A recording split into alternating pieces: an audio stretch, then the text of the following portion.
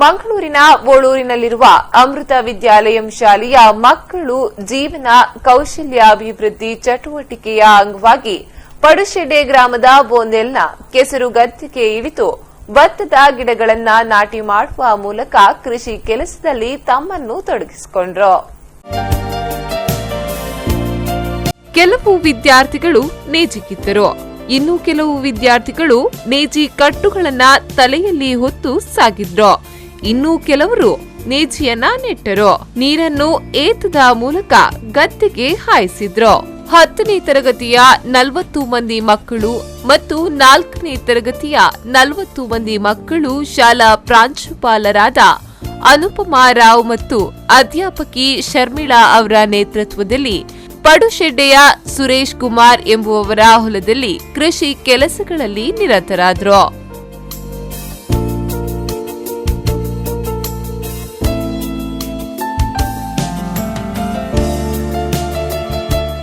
ನಗರದ ವಿದ್ಯಾರ್ಥಿಗಳು ತುಂಬಾ ಖುಷಿ ಹಾಗೂ ಸಂಭ್ರಮದಿಂದ ಕೃಷಿ ಕೆಲಸದಲ್ಲಿ ತಮ್ಮನ್ನು ತಾವು ತೊಡಗಿಸಿಕೊಂಡದ್ದಲ್ಲದೆ ಕೆಲವರು ಮುಂದೆ ಕೃಷಿಯನ್ನ ತಮ್ಮ ಜೀವನದ ವೃತ್ತಿಯಾಗಿ ಕೈಗೊಳ್ಳುವ ಇಚ್ಛೆಯನ್ನ ವ್ಯಕ್ತಪಡಿಸಿದ್ರು.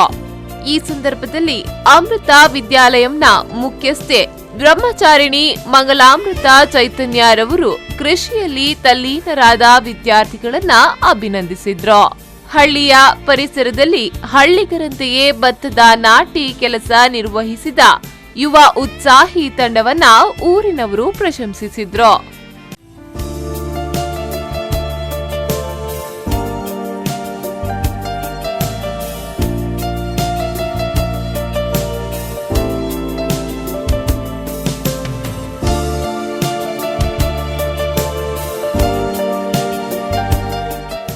News bureau V4 News 24/7 Mangaluru.